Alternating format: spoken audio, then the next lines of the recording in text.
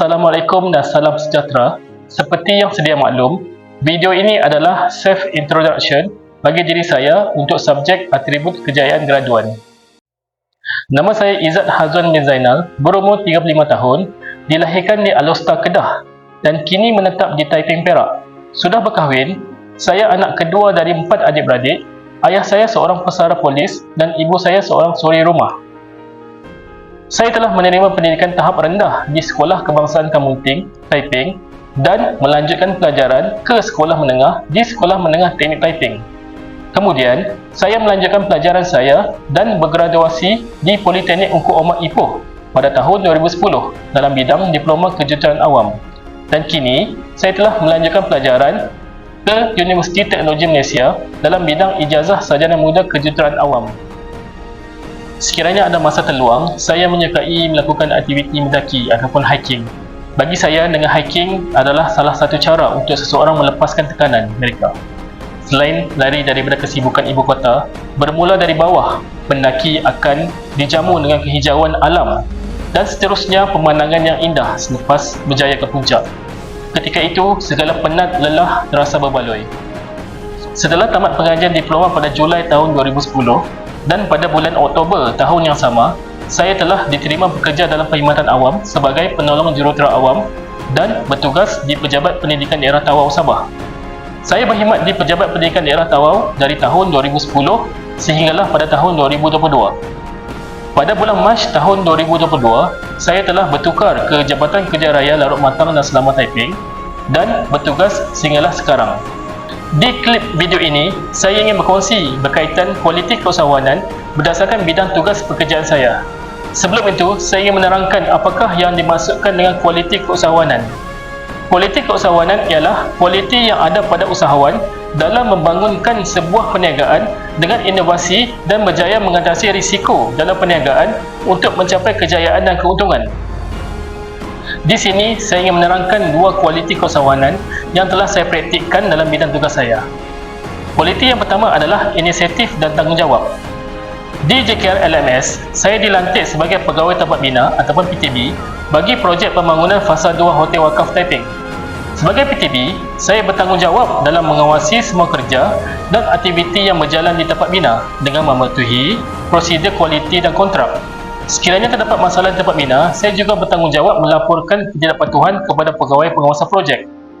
Kualiti keusahawanan yang kedua yang ada pada diri saya ialah bijak menguruskan risiko. Sebagai PTB, saya perlu melihat segala masalah dalam spektrum yang berbeza dengan orang lain.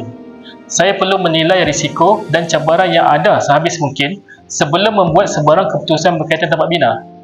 Segala keputusan yang melibatkan pembinaan perlu diambil dengan berhati-hati supaya projek tidak menghadapi risiko yang terlalu besar yang boleh memberi kesan kepada kemajuan kerja masa penyiapan dan kos projek.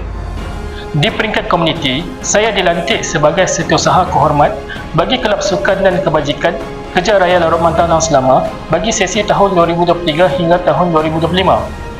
Sebagai setiausaha, saya perlu menerapkan kualiti keusahawanan. Di sini saya ingin menggariskan dua kualiti keusahawanan yang ada dalam diri saya. Kemahiran pertama adalah kemahiran merancang. Kemahiran merancang adalah penting bagi memudahkan pencapaian matlamat dan aktiviti dapat dijalankan dengan tersusun dengan membuat penyelarasan dan pengagihan tugas serta pengurusan masa secara cekap dan teratur. Saya bersama-sama ahli jawatankuasa kerja lain berperanan merancang bagi mengadakan aktiviti-aktiviti untuk memberi peluang kepada semua ahli bagi memajukan kebolehan mereka di dalam bidang sukan, kebajikan, kebudayaan dan lain-lain aktiviti berkaitan. Antara aktiviti-aktiviti yang dijalankan sepanjang tahun 2023 ini adalah perlawanan persahabatan bola sepak, ceramah agama Ramadan, program gotong royong memasak bubur lambuk, sambutan Hari Raya Aidilfitri peringkat JKR Larut Matang dan Selama, dan team building yang telah diadakan baru-baru ini di Bukit Merah, Taiping. Selain itu, sebagai setiausaha, saya perlu kreatif dan inovatif. Dalam konteks kualiti keusahawanan, kreatif dan inovatif adalah upaya seseorang mencipta dan mengubahsuai sesuatu barangan yang berguna kepada masyarakat. Dalam konteks saya sebagai setiausaha kehormat, saya perlu memberikan idea yang kreatif dan kritis dalam mencipta, mengubahsuai dan menggunakan sesuatu yang boleh dijual dan disewa dalam menjana pendapatan kelab. Antara aktiviti-aktiviti yang dijalankan dalam menjana pendapatan seperti menyewakan aset-aset kelab sukan seperti set kemah, PA System dan menyewa sebahagian ruangan di JKR kepada syarikat luar seperti syarikat telekomunikasi Maxis yang telah membuka booth di JKR LMS pada 7 Jun lepas. Segala kualiti, masa dan pengorbanan yang saya curahkan sepanjang perkhidmatan saya, alhamdulillah saya telah menerima anugerah Perkhidmatan Cemerlang APC pada tahun 2018 di Pejabat Pendidikan Daerah Tawau dan sekali lagi pada tahun 2022 di Jabatan Kerja Raya Darul Matang dan Selamat Taiping. Terlalu banyak perkara yang saya perolehi dan pelajari daripada pesyarah.